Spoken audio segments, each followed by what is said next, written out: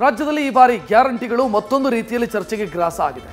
Guarantee ಜಾರಿ ಸಮಿತಿ ವಿಚಾರಕ್ಕೆ ಕಾಂಗ್ರೆಸ್ ವರ್ಸಸ್ ದೋಸ್ತಿಗಳ ನಡುವೆ ಭಾರಿ ವಾಗ್ವಾದ ಏರ್ಪಟ್ಟಿದೆ.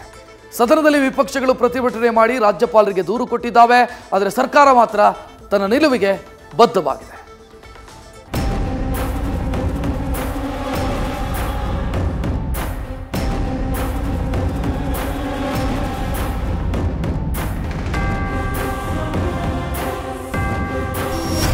ಗ್ಯಾರಂಟಿ ಅನುಷ್ಠಾನ ಸಮಿತಿ ರಾಜ್ಯದಲ್ಲಿ ಗ್ಯಾರಂಟಿಗಳು ಮತ್ತೆ ಸಖತ್ ಸದ್ದು ಮಾಡ್ತಿವೆ. ಕೆಲ ಗ್ಯಾರಂಟಿಗಳು ಸರಿಯಾಗಿ ಜನರಿಗೆ ತಲುಪದೇ ಇರೋದು ಭಾರಿ ಆಕ್ರೋಶಕ್ಕೆ ಕಾರಣ ಆಗಿದೆ. ಈ ನಡುವೆ ಸರ್ಕಾರ ಮಾಡಿರುವ ಗ್ಯಾರಂಟಿ ಅನುಷ್ಠಾನ ಸಮಿತಿ ಉರಿಯುವ ಬೆಂಕಿಗೆ ತುಪ್ಪ ಸುರಿದಿದೆ. ಸದನದಲ್ಲಿ ನಿನ್ನೆಯ ಕಾಂಗ್ರೆಸ್ ಬಿಜೆಪಿ ಸದಸ್ಯರ ಕದನ ಇಂದು ಕೂಡ ಅಲ್ಲೋಲ ಕಲ್ಲೋಲ ಎಬ್ಬಿಸಿದೆ. 45 ಕೋಟಿ ಯಾರಪ್ಪನ ದುಡ್ಡು ಇದು? ಗ್ಯಾರಂಟಿ ಅನುಷ್ಠಾನ ಸಮಿತಿ ರದ್ದಿಗೆ ಒತ್ತಾಯಿಸಿ ಬಿಜೆಪಿ ಹೋರಾಟ. ಸದನದ ಬಾವಿಗಿಳಿದು ದೋಸ್ತಿ ನಾಯಕರ ಪ್ರತಿಭಟನೆ.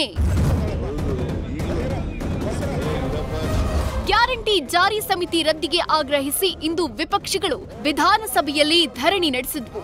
ಇವು ಅಸಂವಿಧಾನಿಕ, ರದ್ದು ಮಾಡಬೇಕು ಅಂತ ಘೋಷಣೆ ಕೂಗಿದ್ರು. ಕಲಾಪ ಆರಂಭಕ್ಕೂ ಮುನ್ನ ವಿಧಾನಸೌಧದ ಕೆಂಗಲ್ ಗೇಟ್ ಬಳಿ ಬಿಜೆಪಿ ಜೆಡಿಎಸ್ ಶಾಸಕರು ಪ್ರತಿಭಟನೆ ನಡೆಸಿ ಕಲಾಪದಲ್ಲೂ ಬಾವಿಗಿಳಿದು ಸರ್ಕಾರದ ವಿರುದ್ಧ ಧರಣಿ ನಡೆಸಿದ್ರು. ಈ ಗದ್ದಲ ಗಲಾಟೆ ಜೋರಾಗ್ತಿದ್ದಂತೆ ಕಲಾಪವನ್ನ ಮುಂದೂಡಿಕೆ ಮಾಡಲಾಯಿತು. ಬಳಿಕ ಕಮಲ ದಳ ನಾಯಕರು ಒಟ್ಟಾಗಿ ತೆರಳಿ ಸಮಿತಿ ರದ್ದಿಗೆ ರಾಜ್ಯಪಾಲರಿಗೆ ದೂರು ಕೊಟ್ಟಿದ್ದಾರೆ. ಡಿಕೆಶಿ ಹೊಡಿತಿರುವ 60% ಕಮಿಷನ್ನಲ್ಲಿ ಕಾರ್ಯಕರ್ತರಿಗೆ 10% ಕೊಡಿ. ಬಳಿಕ ಮಾತನಾಡಿದ ವಿಜಯೇಂದ್ರ, ಕಾಂಗ್ರೆಸ್ ಸರ್ಕಾರ ರಾಜ್ಯದ ತೆರಿಗೆ ಹಣವನ್ನ ದುರುಪಯೋಗ ಪಡಿಸಿಕೊಳ್ತಿದೆ. ಸೋತ ಶಾಸಕರ ಮಕ್ಕಳನ್ನ ಅಧ್ಯಕ್ಷರನ್ನಾಗಿ ಮಾಡಿದ್ದಾರೆ. ಆಶಾ ಕಾರ್ಯಕರ್ತೆಯರಿಗೆ ಗೌರವ ಧನ ಕೊಡ್ತಿಲ್ಲ. ಅತಿಥಿ ಉಪನ್ಯಾಸಕರ ಗೌರವ ಧನ ಜಾಸ್ತಿ ಮಾಡ್ತಿಲ್ಲ. ಆದ್ರೆ ತಮ್ಮ ಕಾರ್ಯಕರ್ತರನ್ನ ಸಮಿತಿಗೆ ನೇಮಿಸಿ ಸರ್ಕಾರದಿಂದಲೇ ಸಂಬಳ ನೀಡ್ತಿದ್ದಾರೆ ಅಂತ ಕಿಡಿಕಾರಿದ್ದಾರೆ.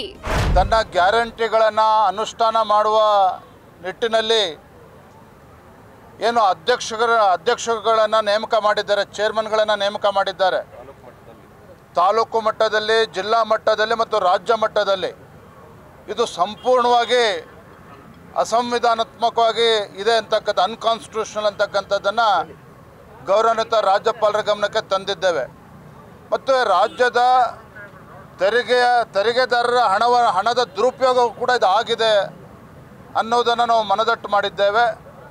ಮತ್ತೊಂದು ಕಡೆ ಶಾಸಕರ ಹಕ್ಕನ್ನು ಮೊಟಕುಗೊಳಿಸ್ತಕ್ಕಂಥ ಕೆಲಸವೂ ಕೂಡ ಈ ಗ್ಯಾರಂಟಿ ಅಧ್ಯಕ್ಷಗಳಿಂದ ಆಗ್ತಾ ಇದೆ. ಡಿ.ಕೆ. ಶಿವಕುಮಾರ್ ಏನು ಹೇಳಿದ್ದಾರೆ? ಏನ್ರಿ ಅವ್ರು ನಮ್ಮನ್ನು ಗೆಲ್ಸಿರೋರಿಗೆ ನಾವು ಋಣ ತೀರಿಸ್ಬೇಕಲ್ಲ ಅಂತ. ಅಪ್ಪ, ನೀನು ಋಣ ತೀರಿಸ್ಬೇಕಾದ್ರೆ ಈಗ 60% ಕಮಿಷನ್ ಹೊಡಿತಾ ಇದೆಯಲ್ಲ.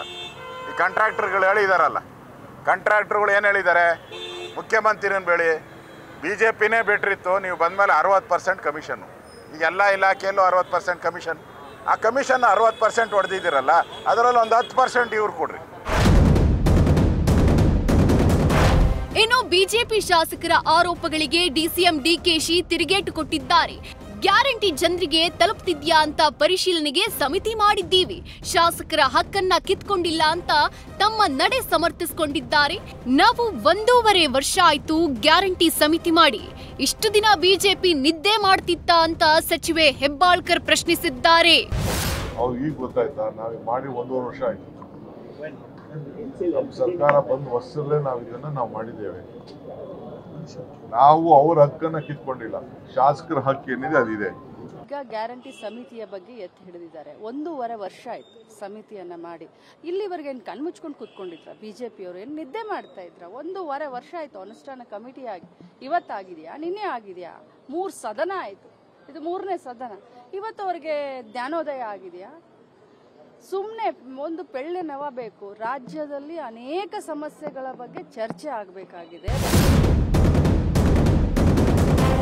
ಒಟ್ಟಾರೆ ಗ್ಯಾರಂಟಿ ಅನುಷ್ಠಾನ ಸಮಿತಿ ರಾಜ್ಯದಲ್ಲಿ ಭಾರಿ ಆಕ್ರೋಶಕ್ಕೆ ಕಾರಣ ಆಗಿದೆ. ಅತ್ತ ಡಿಕೆ ನೋಡಿದ್ರೆ ನಾವು ಕಾರ್ಯಕರ್ತರ ಋಣ ತೀರಿಸ್ತಿದ್ದೀವಿ ಅಂತಾರೆ. ಇತ್ತ ವಿಪಕ್ಷಗಳು ಸರ್ಕಾರಕ್ಕೆ ಆಶಾ ಕಾರ್ಯಕರ್ತರಿಗೆ ಅತಿಥಿ ಉಪನ್ಯಾಸಕರಿಗೆ ಸಂಬಳ ಕೊಡೋಕೆ ದುಡ್ಡಿಲ್ಲ, ಆದ್ರೆ ಸಮಿತಿ ಮೂಲಕ ಕಾಂಗ್ರೆಸ್ ಕಾರ್ಯಕರ್ತರಿಗೆ ಕೊಡೋಕೆ ದುಡ್ಡಿದೆ ಅಂತ ಕಿಡಿಕಾರಿದ್ದಾರೆ. ಆದ್ರೆ ಈ ನಾಯಕರನ್ನೆಲ್ಲ ಆರಿಸಿ ಗೆಲ್ಲಿಸಿದ್ದ ಜನರ ಋಣವನ್ನ ಯಾರು ತೀರಿಸ್ತಾರೆ, ಅಭಿವೃದ್ಧಿ ಹೇಗ್ ಮಾಡ್ತಾರೆ ಅನ್ನೋದಕ್ಕೆ ಯಾರ ಬಳಿಯೂ ಉತ್ತರ ಇಲ್ಲ. Ganapati political bureau, news first. News first ನಿರ್ಭೀತಿಯಿಂದ ನಿಮ್ಮ ಪರವಾಗಿ.